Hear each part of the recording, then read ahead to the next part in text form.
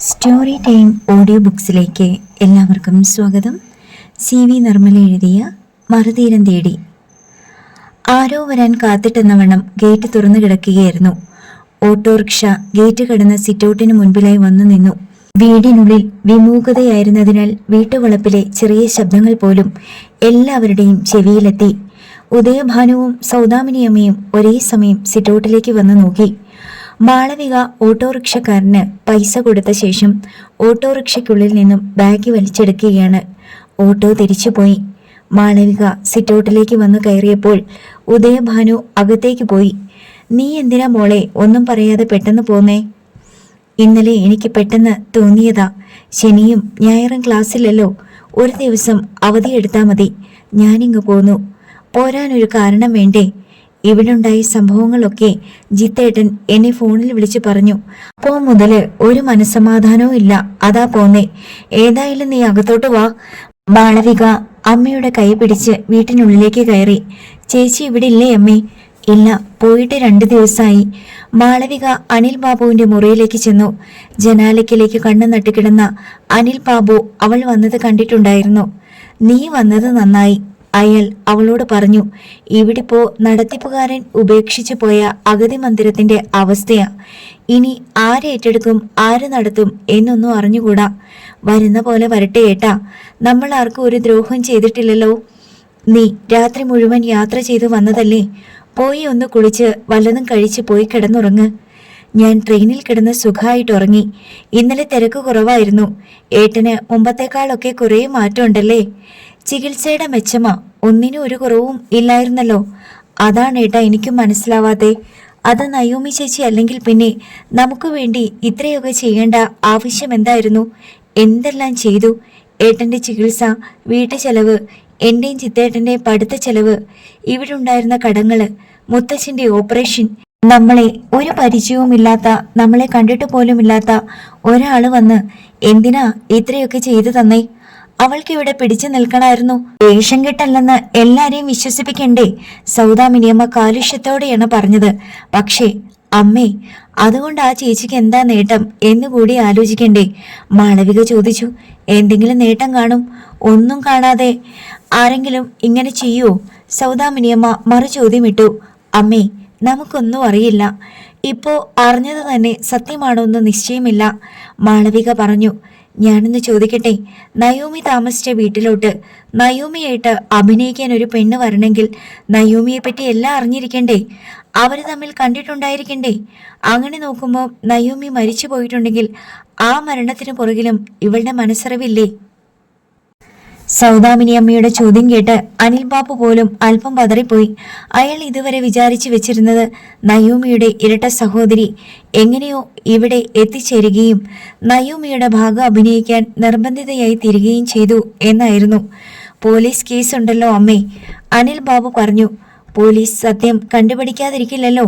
ഇപ്പോഴും എനിക്ക് തോന്നുന്നത് ഇതെല്ലാം എവിടെയോ നടക്കുന്ന ഒരു ഗൂഢാലോചന അനുസരിച്ച് ആരൊക്കെയോ ആരുടെയൊക്കെയോ നിർദ്ദേശപ്രകാരം ചെയ്യുന്ന സംഗതികളാണെന്നാ." "ഏട്ടൻ അവരുമായിട്ട് സംസാരിച്ചോ? ചേച്ചിയുടെ മുത്തശ്ശിയും അങ്കിളുമായിട്ട്?" "അവർക്കാ ഒരു പിടിവള്ളിയും ഇല്ലാതായി പോയത്. കൃഷ്ണമ്മ ചേച്ചി ഇല്ലാണ്ടായി പോയി," സൗദാമിനിയമ്മ പറഞ്ഞു. "കൃഷ്ണമ്മ ചേച്ചിയുടെ ജീവനും ശ്വാസവും എല്ലാം നയോമിയായിരുന്നല്ലോ. അവൾ ജീവനോടെ ഇല്ലാന്നറിഞ്ഞ ശേഷം പിന്നെ അവളുടെ ശബ്ദം കേട്ടിട്ടില്ല ഈ വീട്ടിൽ." "അമ്മ ഒന്നും ഉറപ്പിക്കണ്ട. നയോമി ഇല്ലാണ്ടായി എന്നൊക്കെ പറയാൻ ഒന്നും വെളിച്ചത്ത് വന്നിട്ടില്ലല്ലോ. ഒരു പെൻഡ്രൈവിൽ കണ്ട വീഡിയോ ഫൂട്ടേജ് വെച്ച് നമ്മൾ ഒന്നിനെയും വിലയിരുത്തണ്ട. നയോമിയെ തട്ടിക്കൊണ്ടുപോയിന്ന് സമ്മതിച്ച ആ പ്രതികൾ ശരിക്കും പ്രതികളാണോ എന്ന് നമുക്കറിയില്ല. പോലീസ് അവരെ ചോദ്യം ചെയ്യുന്ന ശബ്ദമല്ലാതെ ഒരു പോലീസിനെയും കാണാനില്ല." അനിൽ ബാബുവിന് ഇപ്പോഴും വിശ്വാസം വന്നിട്ടില്ല നയോമി കൊല്ലപ്പെട്ടുവെന്ന്. ഇതുവരെ നടന്നതെല്ലാം സത്യമാണെന്നും അയാൾ വിചാരിക്കുന്നില്ല. അയാൾക്ക് പോലീസിനെയോ അഷ്ടമൂർത്തിയെയോ സാക്ഷാൽ നയോമിയായി അഭിനയിച്ചവളെ തന്നെയോ വിശ്വാസത്തിലെടുക്കാൻ കഴിയുന്നില്ല. "ഒരു കാര്യം എനിക്കുറപ്പാ," മാളവിക പറഞ്ഞു. "ചേച്ചിക്ക് പകരം വന്ന സ്ത്രീ ദുഷിച്ച ഒരു പെണ്ണല്ല ഒരിക്കലും. നല്ല ധൈര്യവും ആത്മവിശ്വാസവും മറ്റുള്ളവരോട് മനസ്സലിവും ഒക്കെ ഉള്ളവളാ. കാര്യം എന്താന്ന് വെച്ചാൽ നയോമി ചേച്ചിയായിട്ട് അഭിനയിക്കാൻ അവർക്ക് ഏറ്റവും എളുപ്പം ആ കൃഷ്ണമ്മ മുത്തശ്ശിയുടെയും അങ്കിളിന്റെയും ഇഷ്ടത്തിനൊപ്പിച്ച് നിൽക്കുന്നതായിരുന്നു. നമ്മളോടൊന്നും ഒരലിവും കാണിക്കേണ്ട കാര്യമില്ലായിരുന്നു. അത് ശരിയാ. അനിൽ ബാബു അവളെ പിന്തുണച്ചു. എന്റെ അമ്മേ, ഇതാരാ വന്നേക്കണേ? വാതിലിനപ്പുറത്ത് മിന്നുമോളുടെ ആശ്ചര്യ ശബ്ദം കേട്ട് മാളവിക തിരിഞ്ഞു നോക്കി. മിന്നുമോൾ മുഖത്തിന് കീഴെ കൈപ്പത്തി രണ്ടും മലർത്തി പിടിച്ച് അത്ഭുത സ്തബ്ധയായി നിൽക്കുന്നു. ഡീ കാന്താരി, നീ എവിടെയുണ്ടോ? വന്നപ്പോ കണ്ടില്ലല്ലോ. മാളവിക അവളുടെ അടുത്തേക്ക് ചെന്ന് അവളെ പൊക്കിയെടുത്ത് തലയ്ക്ക് മീതെ പിടിച്ചു. താഴെ നിർത്തൂ മാളു, കൊച്ചിന് നല്ല കനമുണ്ട്. നീ കസരത്ത് കാണിച്ചിട്ട് നിന്റെ കയ്യിൽ നിന്നെങ്ങാനും ഊർന്നു വീണ അതു മതി. സൗദാമിനിയമ്മ ശാസിച്ചു. ഞാൻ ഭയങ്കര ഭയൽ വനിതയല്ലേ അമ്മേ? മാളവിക പെട്ടെന്ന് തന്നെ കുട്ടിയെ താഴെ നിർത്തി.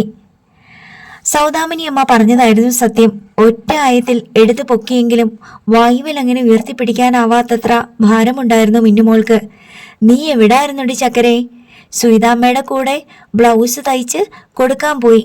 പ്രകാശന്റെ ഭാര്യയുടെ ഡ്രസ് തയ്ച്ചത് കൊടുക്കാൻ സുജിത പോയപ്പോ അക്കൂട്ടത്തിൽ പോയതാണ് അവള്. സൗദാമിനിയമ്മ പറഞ്ഞു. എന്നിട്ട് സുയിതാമ്മ എവിടെ? വന്നുണ്ട്, പുറകെ വന്നുണ്ട്, മിന്നുമോൾ കൊഞ്ചി പറഞ്ഞു. സുജിത സിറ്റൗട്ടിലേക്ക് കയറി വരുന്നതേ ഉണ്ടായിരുന്നുള്ളൂ. ഗേറ്റിൽ ഹോൺ ശബ്ദം കേട്ട് അവൾ തിരിഞ്ഞു നോക്കി. അഷ്ടമൂർത്തിയുടെ കാർ അവൾ തിരിച്ചറിഞ്ഞു. കാർ വീട്ടുമുറ്റത്തേക്ക് കയറി വന്നു നിന്നു. സുജിത വീർപ്പടക്കി നോക്കി നിന്നു. വക്കീൽ മാത്രമേ ഉള്ളൂ? അതോ നയോമി ചേച്ചിയായി കഴിഞ്ഞ ദിവസം വരെ ഈ വീട്ടിൽ ജീവിച്ച ആ സ്ത്രീയും ഉണ്ടോ? കാറിന്റെ ഇടതുവശത്തെ ഡോറും തുറക്കപ്പെട്ടതോടെ അവൾ അകത്തേക്കോടി. അനിൽ ബാബുവിന്റെ മുറിയിലായിരുന്നു എല്ലാവരും. സുജിത ആംഗ്യം കാട്ടി അറിയിക്കാൻ ശ്രമിക്കുമ്പോഴേക്കും മറ്റുള്ളവരും ജനലിൽ കൂടി കണ്ടു കഴിഞ്ഞു.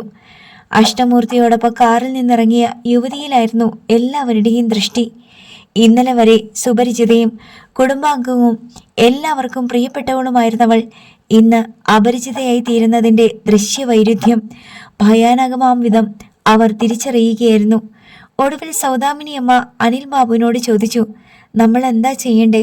അവളോട് സംസാരിക്കണോ? വേണ്ട, അവൾക്ക് എന്താണ് പറയാനുള്ളതെന്ന് കേൾക്കാം, അനിൽ ബാബു പറഞ്ഞു.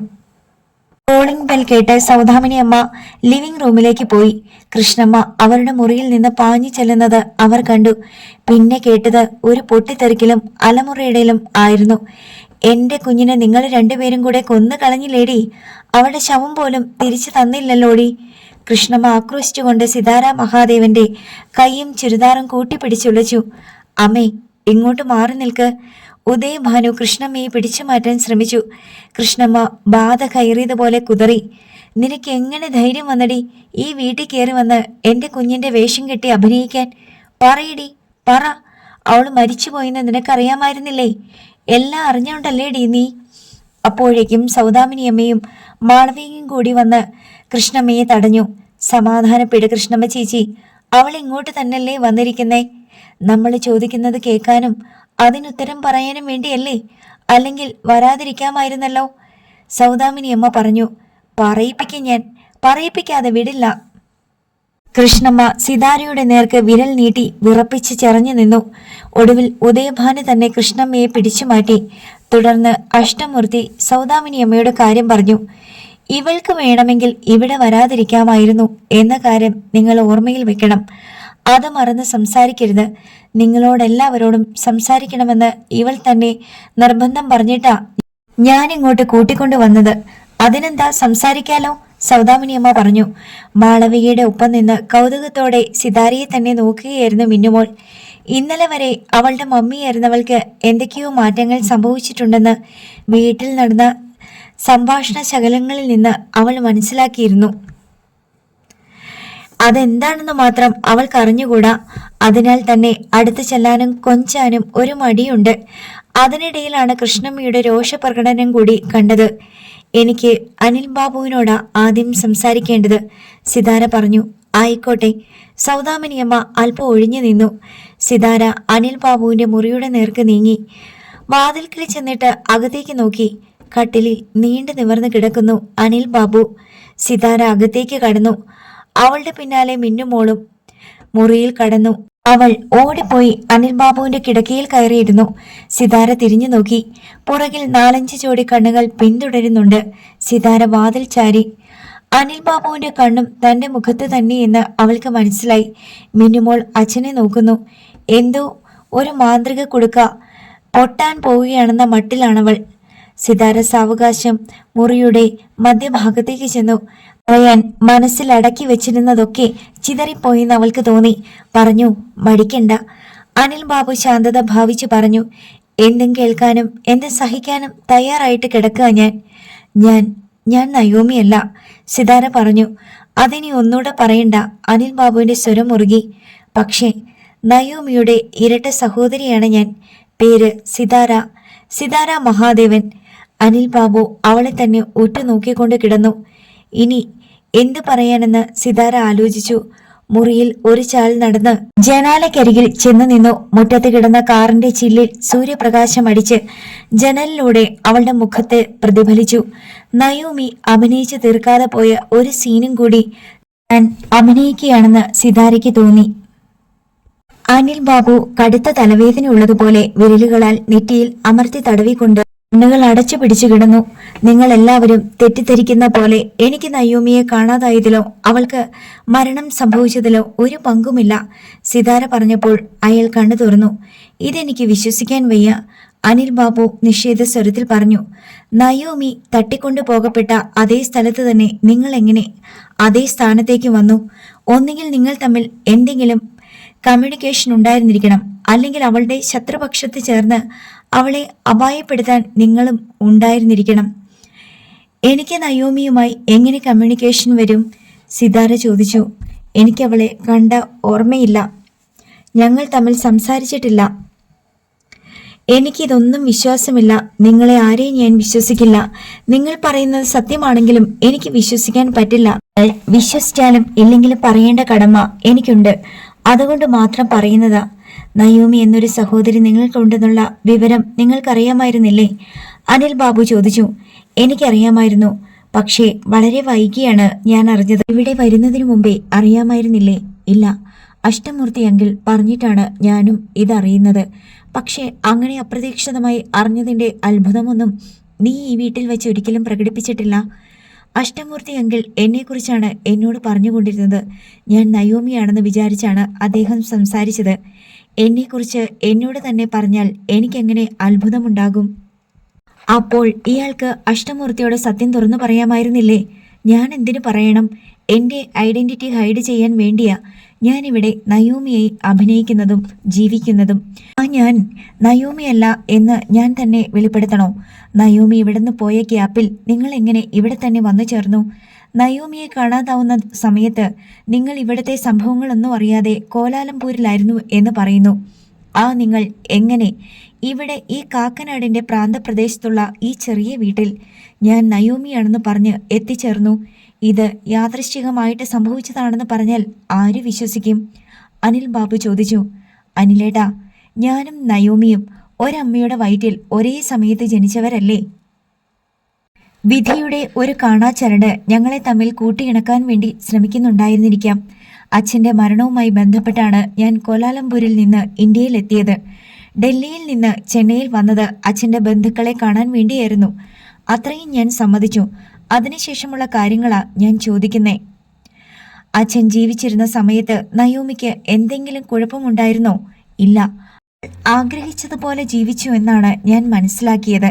ഞാനും അച്ഛൻ്റെ കൂടെ സന്തോഷവതിയായിരുന്നു. സത്യം പറഞ്ഞാൽ അച്ഛൻ്റെ മരണമാണ് എന്നെയും നയോമിയും തമ്മിൽ കൂട്ടിയിണക്കിയത്. പക്ഷേ അവൾ മരിക്കുന്നത് വരെ അവൾക്ക് എന്നെയോ എനിക്ക് അവളെയോ അറിയില്ല. എന്നിട്ടും അവൾക്ക് ഞാനാകേണ്ടി വന്നു, എനിക്ക് അവളാകേണ്ടി വന്നു. ഞാൻ വിചാരിക്കുന്നത് ഇതിൻ്റെ പുറകിൽ ഒരു അതീന്ദ്രിയ ശക്തിയോ നിയോഗമോ ഉണ്ടെന്നാണ്. നയോമിയെ തട്ടിക്കൊണ്ടു പോകുകയോ കൊല്ലപ്പെടുകയോ ചെയ്തിട്ടുണ്ടെന്നുള്ള പൂർണ്ണ ബോധ്യത്തോടെയല്ലേ നിങ്ങൾ വന്നത്? ഒരിക്കലുമല്ല അനിലേട്ടാ. ഞാൻ തിരുവനന്തപുരത്ത് എത്തിച്ചേർന്നത് തന്നെ ഒരു പ്രത്യേക സാഹചര്യത്തിലാണ്. എനിക്ക് എങ്ങോട്ട് പോകണമെന്ന് അറിയില്ലായിരുന്നു. എനിക്ക് സുബോധമില്ലായിരുന്നു. ഭ്രാന്തിന്റെയും മരണത്തിന്റെയും നടുവിൽ കൂടിയാ ഞാൻ സഞ്ചരിച്ചുകൊണ്ടിരുന്നത്. എൻ്റെ പേര് പോലും ഞാൻ മറന്നുപോയി. അപ്പോഴാണ് പോലീസ് എന്നെ പിടികൂടി തിരുവനന്തപുരത്തെ ജനറൽ ആശുപത്രിയിൽ എത്തിക്കുന്നത്. ആരൊക്കെയോ ചേർന്ന് നയോമി എന്നൊരു പേര് എൻ്റെ മേൽ കെട്ടിയേൽപ്പിച്ചു. ആ പേര് നിങ്ങളുടേതല്ലാത്ത നിലയ്ക്ക് നിങ്ങൾക്ക് നിഷേധിക്കാമായിരുന്നില്ലേ? എന്റെ അവസ്ഥ എന്തായിരുന്നെന്ന് ഞാൻ പറഞ്ഞല്ലോ. ഞാനൊരു വലിയ ആപത്തിൽ നിന്ന് ഓടി രക്ഷപ്പെട്ടു വന്നവളാണ്. എനിക്കൊരു ഷെൽട്ടർ വേണം. അതെവിടെ കിട്ടും എന്നെനിക്ക് അറിഞ്ഞുകൂടാ. ഞാൻ എവിടെ ചെന്നാലും എൻ്റെ ഐഡന്റിറ്റി വെളിപ്പെടുത്തിയേ പറ്റൂ. ഞാൻ ആരെന്ന ചോദ്യത്തിന് ഉത്തരം പറഞ്ഞേ മതിയാവൂ. അപ്പോഴാണ് പോലീസും ഡോക്ടേഴ്സും പിന്നെ നിങ്ങളും എല്ലാവരും ചേർന്ന് നയോമി എന്ന ഐഡന്റിറ്റി എൻ്റെ മേൽ അടിച്ചേൽപ്പിക്കുന്നത്. ഞാൻ നയോമിയാണെന്ന് ഒരിടത്തും പറഞ്ഞിട്ടില്ല. ചോദ്യങ്ങൾക്കൊന്നിനും മറുപടി പറയാതിരിക്കുകയാണ്. നയോമി ആരെന്ന് എനിക്ക് അറിഞ്ഞുകൂടാ. അവൾ ജീവിച്ചിരിപ്പുണ്ടോ അതോ കൊല്ലപ്പെട്ടോ എന്നറിയില്ല. പക്ഷേ ഞാൻ നയോമിയായി മുദ്രകുത്തപ്പെട്ട് കഴിഞ്ഞു. എനിക്ക് നയോമിയുടെ ബന്ധുക്കളെയോ സുഹൃത്തുക്കളെയോ അറിയില്ല. അതുകൊണ്ട് ഞാൻ മിണ്ടാതിരുന്നു. എൻ്റെ അപരിചിതത്വവും മൗനവും നിങ്ങൾ അമ്നീഷിയാണെന്ന് തെറ്റിദ്ധരിച്ചു. ഒന്നും എൻ്റെ കുറ്റമല്ല. എന്തുകൊണ്ട് നിങ്ങളത് നിഷേധിച്ചില്ല? അത് ഞാൻ പറഞ്ഞല്ലോ, എനിക്കൊരു ഷെൽട്ടർ വേണമായിരുന്നു. അതുകൊണ്ട് ഓർമ്മക്കേട് അഭിനയിച്ചു. വാസ്തവത്തിൽ അഭിനയിക്കേണ്ട ആവശ്യമേ ഇല്ല. കാരണം എനിക്കൊന്നും അറിയില്ല. വെറുതെ കണ്ണും വിഴിച്ച് ഇരുന്നാൽ മതി. ഓർമ്മക്കേട് വന്നവർക്ക് ഭൂതകാലത്തെപ്പറ്റി ഒന്നും അറിയില്ലല്ലോ. അപ്പോഴും തട്ടിക്കൊണ്ടു പോകപ്പെട്ട നയോമി തിരിച്ചു വരുമെന്ന എൻ്റെ വിശ്വാസം. അതുവരെ മാത്രമേ എനിക്ക് ഈ ആൾമാറാട്ടം തുടരാൻ പറ്റൂ. ഭയന്നാണ് ഞാൻ ഈ വീട്ടിൽ കഴിഞ്ഞുകൂടിയത്, അഷ്ടമൂർത്തി അങ്കിൾ എത്തുന്നത് വരെ. അഷ്ടമൂർത്തി വന്നപ്പോൾ എന്ത് മാറ്റം സംഭവിച്ചു? അനിൽ ബാബു ചോദിച്ചു. നയോമി ജീവിച്ചിരിപ്പില്ലെന്ന് മനസ്സിലായി. എൻ്റെ അച്ഛൻ്റെ സകല സ്വത്തിനും അവകാശിയായ സിതാര മഹാദേവൻ കൊല്ലപ്പെട്ടുവെന്ന് അഷ്ടമൂർത്തി അങ്കിളാണ് ആദ്യം എന്നോട് പറഞ്ഞത്. പക്ഷേ സിതാര ഞാനാണല്ലോ. അക്കാര്യം അങ്കിളിന് അറിഞ്ഞുകൂടാ. അപ്പോൾ എനിക്ക് മനസ്സിലായി നയോമിയാണ് കൊല്ലപ്പെട്ട സിതാരയായി തെറ്റിദ്ധരിക്കപ്പെട്ടതെന്നും നയോമി ഇനി തിരിച്ചു വരില്ലെന്നും സിതാര വെളിപ്പെടുത്തി. അപ്പോഴെങ്കിലും സത്യം തുറന്നു പറയായിരുന്നില്ലേ? അപ്പോൾ തീരെയും പറയാൻ നിവർത്തിയില്ല. സിതാര മഹാദേവൻ കൊല്ലപ്പെട്ടതായി സ്ഥിരീകരിച്ചു കഴിഞ്ഞു. പിന്നെ എനിക്ക് സിതാരയിലേക്ക് തിരിച്ചു പോകാൻ പറ്റില്ല. അങ്ങനെ പോകണമെങ്കിൽ ഒന്നുകിൽ ഞാൻ നയോമിയെ തിരിച്ചു കൊടുക്കണം, അല്ലെങ്കിൽ നയോമിക്ക് എന്ത് സംഭവിച്ചെന്ന് തെളിയിക്കണം. ഇപ്പോൾ എങ്ങനെ ഇതിനെല്ലാം മാറ്റം വന്നു? അനിൽ ബാബു ചോദിച്ചു.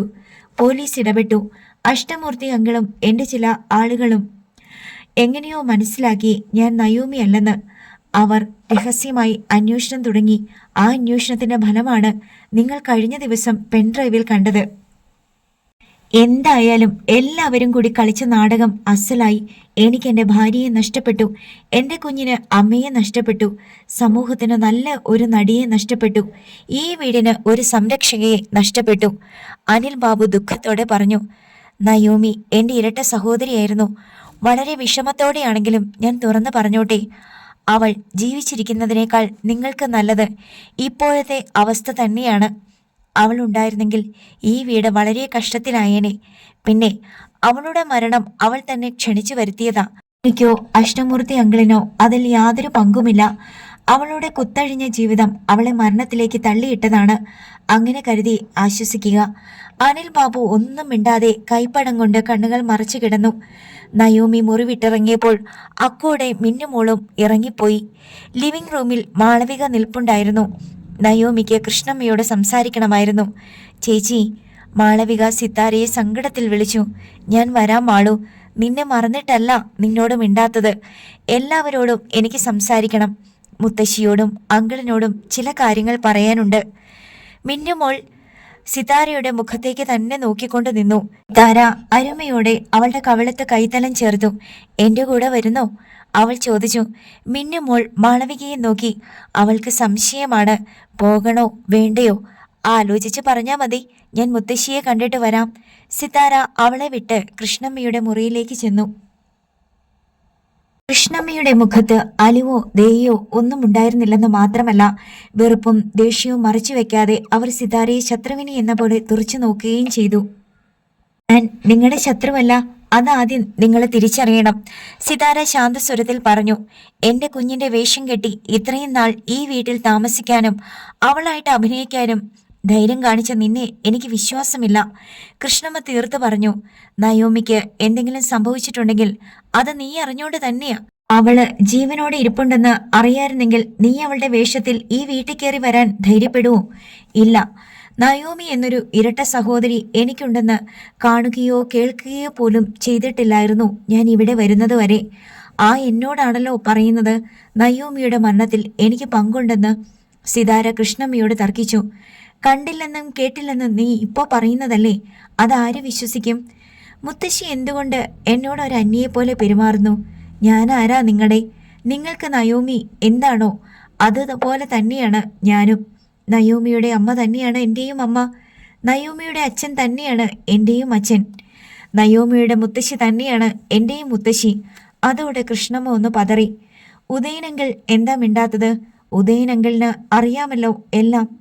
നീ ഇതുവരെ എവിടെയായിരുന്നു? എങ്ങനെ വന്നു? എന്തിനു വന്നു? ഇതിനൊരു ഉത്തരം നീ പറഞ്ഞില്ലല്ലോ. ഉദയഭാനു ചോദിച്ചു. ഞാൻ നിങ്ങളുടെ വീട്ടിൽ വന്നു കയറിയതല്ല. നിങ്ങളുടെ വീടോ നിങ്ങളെയോ എനിക്കറിയുമായിരുന്നില്ല. ഇവിടെ നിന്ന് 100-200 കിലോമീറ്റർ അകലെ തിരുവനന്തപുരത്തെ ജനറൽ ഹോസ്പിറ്റലിൽ കിടന്ന എന്നെ നിങ്ങൾ തന്നെയാ ഈ വീട്ടിലേക്ക് കൂട്ടിക്കൊണ്ടു വന്നത്. ഞാൻ നയോമിയാണെന്ന് ഞാൻ ഒരിടത്തും പറഞ്ഞിട്ടില്ലായിരുന്നു. നിങ്ങൾ തന്നെയാണ് ഞാൻ നയോമിയാണെന്ന് സ്ഥാപിച്ചത്. നീ നയോമി അല്ലെങ്കിൽ നിനക്കത് തുറന്നു പറയാമായിരുന്നില്ലേ? എന്നാൽ നിങ്ങൾക്ക് നയോമിയെ തിരിച്ചു കിട്ടുമായിരുന്നോ? എന്ത് നേട്ടമുണ്ടാകുമായിരുന്നെന്ന് പറ. ഞാൻ ഈ വീട്ടിലെത്തുന്നതിന് മുമ്പ് തന്നെ നയോമി കൊല്ലപ്പെട്ടിട്ടുണ്ടായിരുന്നു. ആ പെൻഡ്രൈവിൽ നിങ്ങൾ കണ്ട വീഡിയോയിലെ പ്രതികളുടെ കുറ്റസമ്മതത്തിൽ നയോമിയെ അവർ കൊലപ്പെടുത്തിയ തീയതി പറയുന്നുണ്ട്. നീ നയോമിയല്ല എന്ന് പറയാതിരുന്നത് അവൾ മരിച്ചു എന്ന് തീർച്ചയായിരുന്നത് കൊണ്ടാണ് അല്ലേ? അങ്ങനെയല്ല ഉദ്ദേശിച്ചത്. എനിക്ക് നയോമിയെ അറിയില്ലായിരുന്നു. പക്ഷേ എനിക്കൊരു അഭയസ്ഥാനം വേണമായിരുന്നു. നിങ്ങൾ എനിക്ക് നയോമി എന്ന മുദ്ര കുത്തിയപ്പോൾ ഞാൻ കരുതി തൽക്കാലം എനിക്ക് ആ പേരിൽ ആരെയും ഭയപ്പെടാതെ കഴിച്ചു കൂട്ടാമല്ലോ എന്ന്. അതെൻ്റെ സഹോദരിയുടെ പേരാണെന്നോ നയോമി തട്ടിക്കൊണ്ടു പോകപ്പെട്ടെന്നോ ഒന്നും എനിക്കറിയില്ലായിരുന്നു.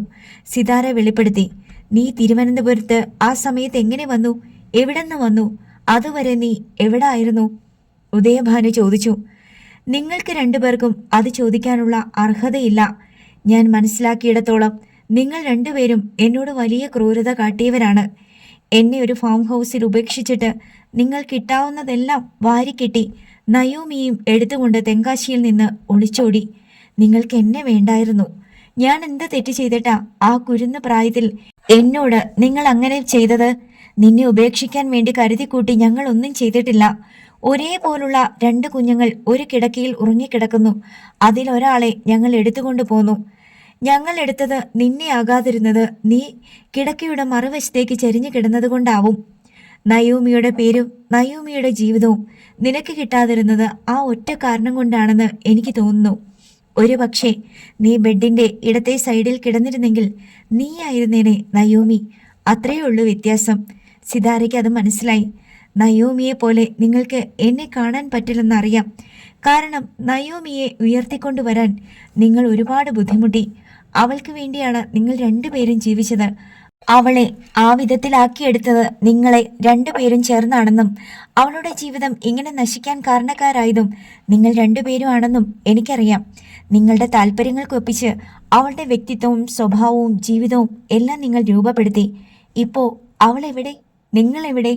ഉദയഭാനുവിനോ കൃഷ്ണമ്മയ്ക്കോ പെട്ടെന്നൊരു മറുപടി കിട്ടിയില്ല.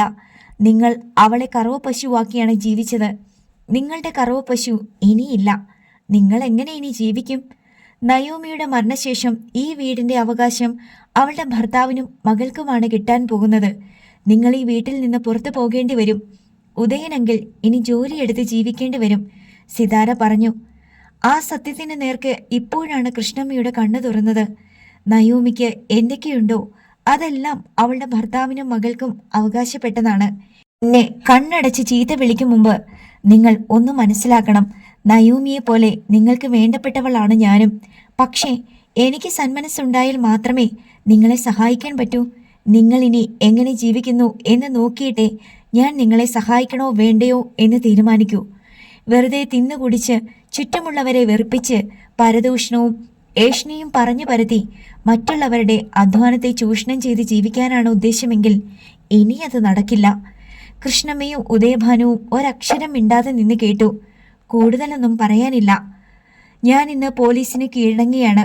ആരെയും കൊന്ന കുറ്റത്തിനല്ല, ആൾമാറാട്ടം നടത്തിയെന്നൊരു തെറ്റ് മാത്രമേ ഞാൻ ചെയ്തിട്ടുള്ളൂ. അതിനും എനിക്ക് ന്യായീകരണങ്ങളുണ്ട്. ശരി മുത്തശ്ശി, അങ്കിളെ. സിതാര മുറി വിട്ടിറങ്ങി. അവൾ നേരെ രാമചന്ദ്രൻ നായരുടെ മുറിയിലെത്തി. അയാൾ കിടക്കയിൽ എഴുന്നേറ്റിരിപ്പുണ്ടായിരുന്നു. നയോമി മരിച്ചുവെന്നും ഇപ്പോഴുള്ളത് അവളുടെ ഇരട്ട സഹോദരിയാണെന്നും അയാൾക്കും ബോധ്യപ്പെട്ടു കഴിഞ്ഞു. മുത്തച്ഛ, സിതാര വിളിച്ചു. രാമചന്ദ്രൻ നായർ കലങ്ങിയ കണ്ണുകൾ ഉയർത്തി അവളെ നോക്കി. ഞാൻ യാത്ര പറയാൻ വന്നതാ. സിതാര അയാളുടെ മുന്നിൽ ഒരു പ്ലാസ്റ്റിക് കസേര നീക്കിയിട്ടിരുന്നു. മുത്തച്ഛൻ്റെ അസുഖമെല്ലാം സുഖപ്പെട്ടല്ലോ. എണീറ്റ് നടക്കാം, ഭക്ഷണം കഴിക്കാം, സംസാരിക്കാം, TV കാണാം. വാർദ്ധക്യത്തിൽ ഇത്രയൊക്കെ പോരെ? മതി, ധാരാളം മതി. ഇവിടെ എല്ലാവർക്കും എന്നോടെന്തോ വിരോധം പോലെയാണ്. ഞാൻ നയോമിയായിട്ട് അഭിനയിച്ചത് ആർക്കും ഇഷ്ടപ്പെട്ടിട്ടില്ല. പക്ഷേ മുത്തച്ഛൻ അറിയാമല്ലോ, നയോമി ഒരിക്കലും തിരിച്ചു വരില്ലായിരുന്നു. പകരക്കാരിയായി ഞാൻ വന്നതുകൊണ്ടല്ലേ മുത്തച്ഛൻ ഇപ്പോഴും ജീവിച്ചിരിക്കുന്നത്, അല്ലേ? അതെ അതെ മോളെ, എനിക്കറിയാം. നയോമി തന്നെ തിരിച്ചു വന്നിരുന്നെങ്കിൽ പോലും ഞാനിപ്പോൾ ജീവനോടെ ഉണ്ടാവില്ലായിരുന്നു. നയോമിക്ക് പകരം നിന്നെ ഇങ്ങോട്ടയച്ചത് ഈശ്വരനാ. ഞാൻ അങ്ങനെയാ കരുതുന്നേ. മുത്തശ്ശനെങ്കിലും അത് തിരിച്ചറിഞ്ഞല്ലോ. എനിക്ക് അത്രയും മതി. ഞാൻ പോയിക്കോട്ടെ. അവൾ വൃദ്ധന്റെ കരം ഗ്രഹിച്ച് ചോദിച്ചു. ഇനി ഈ കുടുംബത്തിന്റെ ഗതി എന്താകും മോളെ? അത് നിങ്ങളെല്ലാവരും കൂടി തന്നെ തീരുമാനിക്കണം. ഞാൻ പോട്ടെ മുത്തശ്ശ. ഇനി വരില്ലേ മോളെ? മുത്തച്ഛന് എന്നെ കാണണമെന്ന് തോന്നിയാ വരും. എനിക്ക് നീ തന്നെയാ നയോമി. പോയവൾ എൻ്റെ ആരുമല്ലായിരുന്നു.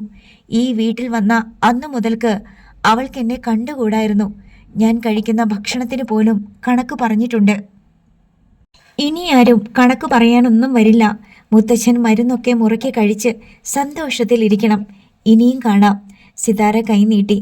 രാമചന്ദ്രൻ നായർ ആ കൈ അമർത്തി പിടിച്ച് ധ്യാനലീനനായി അല്പനേരം ഇരുന്നു. എൻ്റെ മോള് നന്നായി വരും. താങ്ക് യു മുത്തച്ഛ. സിതാര ആ മുറിയിൽ നിന്ന് ഇറങ്ങി. സുജിതയും മാളവികയും സൗദാമിനിയമ്മയും ഊണുമുറിയിൽ കാത്തു നിൽപ്പുണ്ടായിരുന്നു. സുജിതയോടും മാളവികയോടുമായി സിതാര പറഞ്ഞു, നിങ്ങളെ രണ്ടുപേരെയും എൻ്റെ അനുജത്തിമാരെ പോലെയാണ് ഞാൻ കണ്ടത്. നമ്മൾ തമ്മിൽ പരിചയമൊന്നും ഉണ്ടായിരുന്നില്ല, സ്നേഹവും ഇല്ലായിരുന്നു. എന്നിട്ടും എനിക്ക് നിങ്ങളെ സഹായിക്കാൻ തോന്നിയത് നിങ്ങളുടെ സ്വഭാവം കണ്ടിട്ട് തന്നെയാ. നിങ്ങൾക്ക് വേണ്ടി ചെയ്യുന്നതൊന്നും നിർത്തിയിട്ടുമില്ല ഞാൻ. സഹായം ആവശ്യമുള്ളപ്പോൾ നിങ്ങൾക്കത് കിട്ടിക്കൊണ്ടിരിക്കും എന്നല്ലാതെ വേറൊന്നും പറയാനില്ല. അനന്തരം സിതാര സൗദാമിനി അമ്മയ്ക്ക് അഭിമുഖമായി നിന്നു. അമ്മ മനസ്സ് പിടിച്ചു കെട്ടി വെച്ചിരിക്കുകയാണെന്ന് മനസ്സിലായി. ഒരഭിപ്രായവും പറയുന്നില്ല. ഒന്നും ഉൾക്കൊള്ളാൻ വയ്യാഞ്ഞിട്ടാണോ അതോ എന്നോടുള്ള അനിഷ്ടം കൊണ്ടാണോ? എനിക്കറിയില്ല. നയോമി മരിച്ചെന്ന് വിശ്വസിക്കാൻ ഇപ്പോഴും കഴിയുന്നില്ല. എന്നോടൽപ്പം ദേഷ്യമുണ്ട് മനസ്സിൽ, അല്ലേ? അത് കിടന്നോട്ടെ, സാരമില്ല. പക്ഷേ അമ്മ ഒരു കാര്യം ഓർക്കണം. ഈ കുടുംബം ഇന്ന് നിലനിൽക്കുന്നത് ഞാൻ ആ ആൾമാറാട്ടം നടത്തിയതുകൊണ്ട് മാത്രമാ. അതൊക്കെ എനിക്കറിയാം. പക്ഷേ കൂടെയുണ്ടെന്ന് വിചാരിച്ച ആൾ മരിച്ചുപോയെന്നും ഇതുവരെ കൂടെയുണ്ടായിരുന്നത് വേറൊരാളാണെന്നുമൊക്കെ ഓർക്കുമ്പോൾ വലിയ പ്രയാസമുണ്ട്. അങ്ങനെയൊക്കെ സംഭവിച്ചു പോയി. മനഃപൂർവ്വം ഇവിടേക്ക് നുഴഞ്ഞു കയറി വന്നതല്ല. പക്ഷേ ഇത്രയും നാളിനിടയ്ക്ക് എപ്പോഴെങ്കിലും തുറന്നു പറയാമായിരുന്നു. ഞങ്ങളെ എല്ലാവരെയും പറ്റിച്ചുകൊണ്ടിരിക്കുകയായിരുന്നു എന്നുള്ളതല്ലേ വാസ്തവം. പറയാൻ നിവർത്തിയില്ലായിരുന്നു. അതുമാത്രമല്ല, നയോമിക്ക് എന്ത് സംഭവിച്ചെന്ന് എനിക്കറിയില്ലായിരുന്നു. ഇപ്പോഴെങ്കിലും ഞാനിത് തുറന്നു പറഞ്ഞല്ലോ. 5 വർഷം കൂടി കഴിഞ്ഞിട്ട് പറഞ്ഞാലും നിങ്ങൾ ഇത് തന്നെ പറയും, കുറച്ചുകൂടി നേരത്തെ പറയാമായിരുന്നല്ലോ എന്ന്. ഞാനിവിടെ വന്ന് 2 ആഴ്ചയ്ക്ക് ശേഷം പറഞ്ഞിരുന്നെങ്കിൽ നിങ്ങൾ പറയും, തിരുവനന്തപുരത്തെ ഹോസ്പിറ്റലിൽ വെച്ച് കണ്ടപ്പോൾ പറയാമായിരുന്നില്ലേ എന്ന്. പറയാതിരിക്കാൻ ഒരു കാരണം വേണ്ടേ? ഒന്നാമത്തെ കാരണം നയോമിയെ എനിക്കറിയില്ലായിരുന്നു. 2ാമത്തെ കാരണം നയോമി മരിച്ചത് എനിക്കറിയില്ലായിരുന്നു. 3ാമത്തെ കാരണം എനിക്കൊരു രക്ഷാസ്ഥാനം വേണമായിരുന്നു. നിങ്ങളെ എല്ലാവരെയും ഞാൻ പറ്റിച്ചു എന്ന് പറയുമ്പോൾ അതിന് വേറൊരു അർത്ഥം കൂടിയുണ്ട്. നിങ്ങളിൽ നിന്ന് ഞാൻ എന്തൊക്കെയോ തട്ടിയെടുത്തു എന്ന്. അങ്ങനെ ഞാൻ ഉദ്ദേശിച്ചില്ല. നിങ്ങളെ പറ്റിച്ചിട്ട് ഞാൻ എന്ത് നേടി? അനിലേട്ടൻ്റെ ചികിത്സ മുടക്കമില്ലാതെ നടത്തി. മുത്തച്ഛന് ഗുരുതരമായ രോഗം വന്നപ്പോൾ വേണ്ട പോലെ ചികിത്സിച്ച് ജീവൻ രക്ഷപ്പെടുത്തി. ഞാൻ പോയി രാപ്പകലില്ലാതെ ജോലി ചെയ്ത് ഈ വീട്ടിലേക്ക് ആവശ്യമായ ഭക്ഷണവും മറ്റ് സാധനങ്ങളും വാങ്ങിത്തന്നു. പഠിപ്പ് നിർത്തി വീട്ടിൽ വെറുതെ നിന്ന 2 പേർക്ക് ഫീസും മറ്റ് സൗകര്യങ്ങളെ കൊടുത്ത് തുടർന്ന് പഠിക്കാൻ അയച്ചു. നിങ്ങളുടെ മകൻ്റെ ചികിത്സയ്ക്ക് വേണ്ടി പലരോടും വാങ്ങിയിരുന്ന കടങ്ങൾ വീട്ടി. ഇതൊക്കെയാണോ ഞാൻ കാണിച്ച തട്ടിപ്പ്? ഈ പറഞ്ഞതെല്ലാം ശരിയാ. പക്ഷേ എൻ്റെ മകൻ്റെ ഭാര്യയല്ലല്ലോ നീ. ഈ കുഞ്ഞിൻ്റെ അമ്മയല്ലല്ലോ, ഞങ്ങളുടെ ആരുമല്ലല്ലോ. അതൊക്കെ ഓർക്കുമ്പോൾ സൗദാമിനി അമ്മയുടെ കണ്ടമിടറി. ശരി, എനിക്ക് പറയാനുള്ളതെല്ലാം കഴിഞ്ഞു. എനിക്കിവിടുന്ന് ഒന്നും കൊണ്ടുപോകാനില്ല. ഞാൻ ഒന്നും കൊണ്ടുവന്നിട്ടുമില്ല. ഇവിടെ വന്ന ശേഷം നീ എന്തെല്ലാം വാങ്ങിച്ചു അതെല്ലാം നിന്റെ തന്നെയാ. അല്ല, നയൂമിയുടെ അഡ്രസ്സിലാണ് ഞാൻ ജോലി ചെയ്തതും പണം സമ്പാദിച്ചതും പലതും വാങ്ങിയതും. അതൊന്നും എനിക്ക് വേണ്ട. ഇനി ഞാൻ നിൽക്കുന്നില്ല, പോവുക. ഈ കുഞ്ഞിനെ ഓർത്ത് എനിക്ക് വിഷമമുണ്ട്. അതിൻ്റെ അമ്മ ഞാനല്ലെന്ന് പറഞ്ഞാലും അവൾക്കിപ്പോൾ മനസ്സിലാവില്ലല്ലോ, സിതാര സങ്കടത്തോടെ പറഞ്ഞു. മിന്നുമോളെ ചേർത്ത് പിടിച്ച് തലോടി നെറുകയിൽ ഒരു മുത്തവും കൊടുത്ത് അവൾ യാത്ര പറഞ്ഞു. പോട്ടെ മോളെ. സിതാര അവളെ വിട്ട് ലിവിംഗ് റൂമിലേക്ക് ഇറങ്ങി. ഇനി എങ്ങോട്ടാ നീ പോകുന്നത്? സൗദാമിനി അമ്മ ചോദിച്ചു. അതെനിക്കറിയില്ല. പോലീസ് തീരുമാനിക്കും ഞാൻ ഇനി എന്ത് ചെയ്യണമെന്ന്, സിതാര പറഞ്ഞു. സിറ്റൗട്ടിൽ അഷ്ടമൂർത്തി കാത്തു നിൽപ്പുണ്ടായിരുന്നു. കഴിഞ്ഞോ യാത്ര പറച്ചിൽ എന്ന ചോദ്യം അയാളുടെ നോട്ടത്തിലുണ്ടായിരുന്നു. സിതാര ഇറങ്ങിച്ചെന്ന് മുറ്റത്ത് കിടന്ന കാറിൽ കയറി. ആരും കൂടി അറിഞ്ഞോണ്ടായിരുന്നു എല്ലാം അല്ലേ? സൗദാമിനിയമ്മ ചോദിച്ചു. അല്ല, നയോമിയെ അന്വേഷിച്ചു വന്നവനാ ഞാൻ. പക്ഷെ എനിക്ക് കിട്ടിയത് സിതാരയാണെന്ന് മാത്രം. എന്നാലും നയോമിയെ കിട്ടുന്നതിനേക്കാൾ വളരെ വളരെ സന്തോഷത്തിലാണ് ഞാൻ. ഇതാണതിൻ്റെ ശരിയായ നീതി. യാത്ര പോലും പറയാതെ അഷ്ടമൂർത്തി ഇറങ്ങി കാറിനടുത്തേക്ക് നടന്നു. അല്പസമയത്തിനുള്ളിൽ അയാൾ കാർ സ്റ്റാർട്ടാക്കി റോഡിലേക്ക് ഓടിച്ചുപോയി. സൗദാമിനിയമ്മയ്ക്കൊപ്പം സിറ്റൗട്ടിലേക്ക് ഇറങ്ങി നോക്കി നിൽപ്പുണ്ടായിരുന്നു സുജിതയും മാളവികയും മിന്നുമോളും. അനിൽ ബാബു അയാളുടെ ജനാലയിൽ കൂടിയും കൃഷ്ണമ്മയും ഉദയഭാനുവും അവരുടെ മുറിയുടെ ജനാലയിൽ കൂടിയും ആ കാഴ്ച കാണുന്നുണ്ടായിരുന്നു. ഇതുവരെ ഇല്ലാതിരുന്ന ഒരു ശൂന്യത അവരെയും ആ വീടിനെയും ഗ്രസിച്ചു. നയൂമിയുമില്ല, ഇനി സിതാരയുമില്ല. അടുത്ത ഭാഗം നാളെ.